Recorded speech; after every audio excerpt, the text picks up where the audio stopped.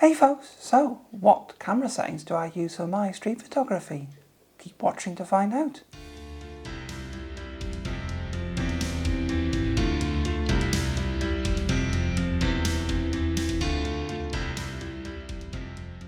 Hey folks, so I just wanted to go over the camera settings that I use when I'm out doing my street photography in the hope that it will help you if you do your street photography or you're new to it. And I want to go over sort of three key areas, which is going to be the type of mode I have the camera in, so which I use aperture priority for the most part, and the ISO and shutter settings that I use, and then some of the miscellaneous settings I use for focus mode and preferred mode.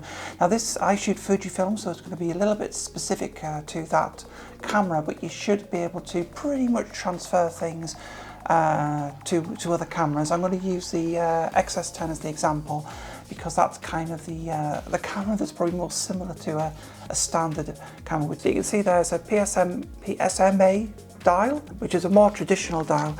And for those of you who follow the channel who shoot Fujifilm, you'll see that a more common layout for a Fujifilm camera is these more vintage dials. And each dial has an A mode, which is for automatic. But we'll do this from the point of view of the XS10. So as I said before, I have the camera set to aperture priority, and there's a good reason why I have it set to that. Now most cameras, that is just you set the camera to A mode rather than M for manual or S for shutter priority. And essentially in aperture priority mode, you control the aperture of the camera, but the camera will control the settings. And the reason I'm mostly shooting this mode, although I have shot in manual before and I'm quite comfortable shooting in manual, is you kind of miss fewer shots.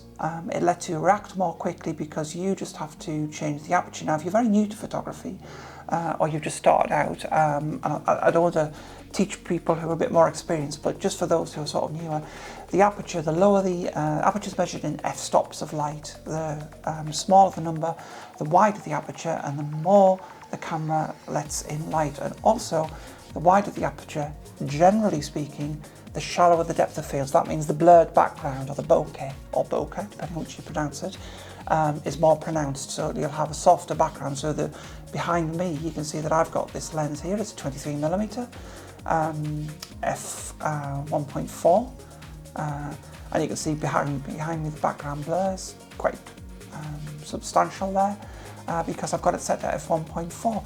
If I move a little bit closer to the lens here, you'll see that the background gets a little bit more blurry, and if I move further away, you'll see the background comes more into focus. And that's the distance from your subject to the camera affects the background blur, but so does the aperture. Obviously, if you stop down, you get much more of the shot in focus. And generally with street photography, on a cropped sensor, I would say you're probably going to be shooting around f4 to f5.6. You'll probably if you watch my videos, you'll have more than likely be shooting at f4 to f5.6, which is a nice balance because I'm only on a 23mm lens a lot of the time to getting the shots, to pretty much getting most things in focus. Because with street photography, what I've certainly learned is that you want to have generally most of what's happening in focus, rather than a portrait where you might want to get a lot of things, if you like, a bit more defocus the background for background separation. So wide apertures are good for background separation, but more importantly, I just have to concentrate on one setting pretty much on the camera, so I can react to something. If I want to have background separation, I can quickly open the aperture up, or having another light because the lighting's changed, I could open the aperture up with one turn. I don't have to worry about the shutter because the camera has adjusted that for me. And we're coming on to that next, because next question you might have is, well, you can't choose the shutter speed. Now a lot of cameras will let you control what is called the ISO and the shutter speed. So what I tend to do is I set a range for the ISO. That's the sensitivity of the camera. I don't set it too high. So again, if you're on a crop body, I would say a reasonable maximum for street photography was 6,400, and the minimum you would set to 660 on a Fuji camera. On other cameras, it might be 100. it might be 200, it depends on the camera you're using, they all vary a little bit. And the reason you set that range is because the camera always tries to choose the lowest ISO. And generally speaking, you want to have the minimum amount of noise in your image to make sure you get the best quality image when you take the picture. But then we'll come on to shutter speed. Now I have a minimum shutter speed of 1/250th so that I can pretty much freeze motion. I might sometimes change that to a little bit faster if I want to take something that's quite a bit more of an action shot, like maybe a cyclist coming past, or equally I might do a lower shutter speed. Well, that'll do another video on that, because that's a whole other thing, low shutter speeds and panning shots, so I'm not going to go into that here. But suffice to say, I would use around about 1/250th, and I put that into my camera as a minimum shutter speed. That means that my camera will go, oh, you've set aperture f5.6, and it will automatically set an appropriate shutter speed. It'll set the minimum ISO it can, and then it'll set 1/250th of a second. If you don't do that, what you run the risk of is that the camera might ramp up the ISO in a low light situation, and then it might have to drop the shutter speed quite dramatically to expose the shot. And if you're wanting to react quickly, you haven't got time to look at that setting. You should, because you should always be looking at your histogram. That's the histogram over there, I'm looking at that there. You can't see me, I did point at the histogram. But your histogram is also a very important thing to have on the screen, because that gives you a very quick look at how well exposed your shot is, and you would use your exposure compensation dial, which most cameras have, to make fine-tuned adjustments to the exposure. If it was a bit too bright, you might set it to -1 EV. If it was a bit too dark, you might set it to +1 EV. And using all those in combination gives you the ability to react very quickly to changing situations. And I've found when I do shoot street photography that you've probably seen when you watch my videos, even now I do miss some things that come past, and you will miss some. But I think when I was shooting manual when I first started, I was missing more opportunities, because I would be fiddling with the settings. Oh, I've just got to change this setting, and you go, I've just got to twiddle the dials here and do this. And we'll go into a Fuji specific video as well another time, because Fuji it's a little bit different. Fuji cameras, they're all, apart from the XS10, they have retro dials, and a lot of people who don't shoot with Fuji are just going to get confused by that, so it has to be a separate video.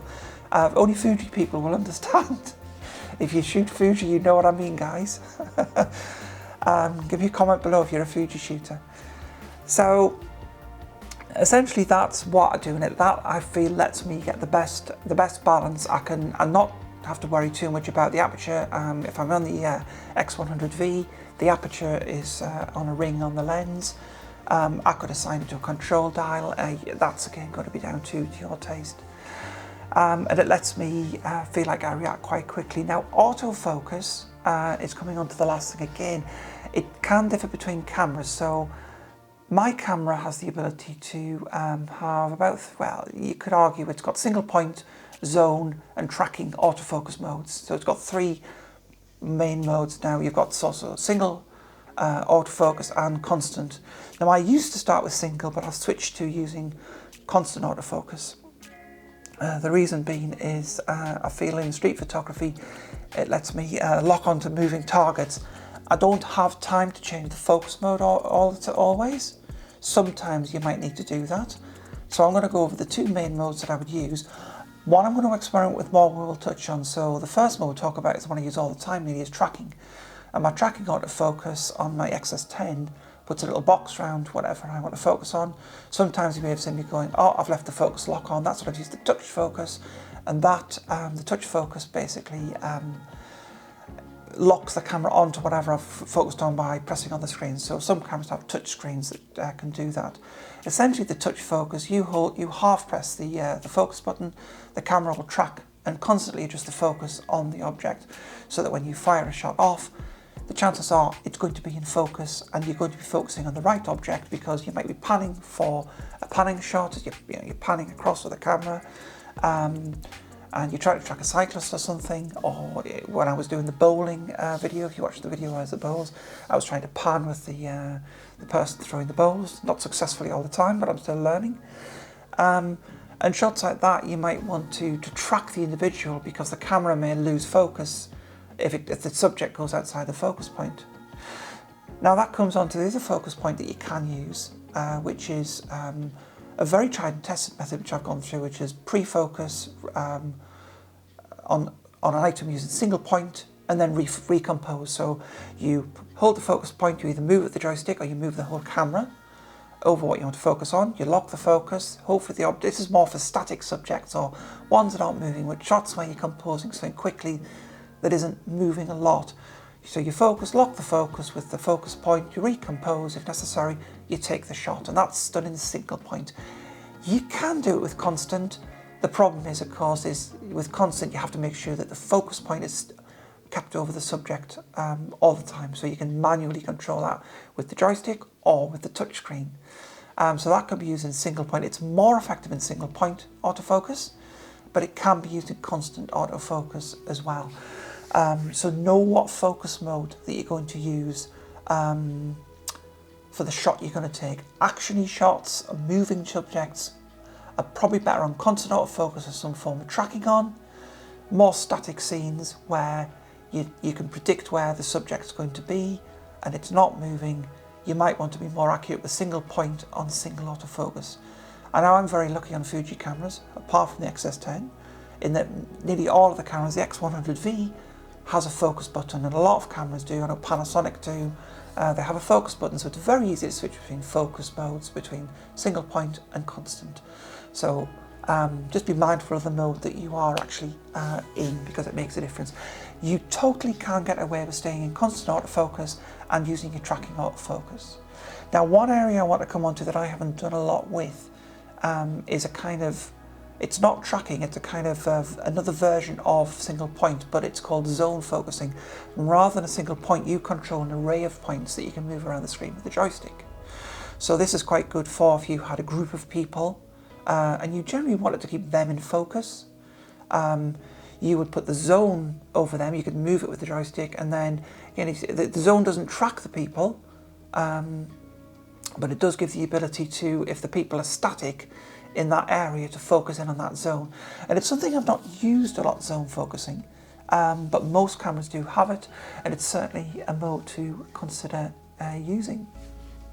And lastly, I just wanted to touch on a button that you might find useful to reassign. There are several you could probably do, but probably the most important one I would say is something called back button focusing. So a lot of cameras have an AEL button on the back, or they'll have a button that you can redefine that's maybe for some of the function, but you can redefine that function. And you might want to set it to either turn the camera onto constant autofocus or to single shot autofocus. But what it gives the ability to do is mimic the half press of the shutter.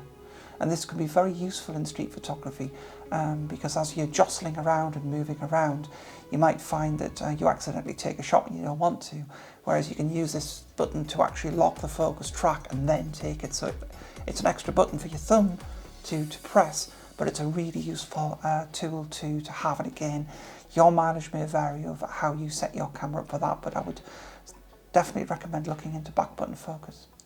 Anyway folks, thank you for watching this video. Do drop a like if you enjoyed and got value from the video.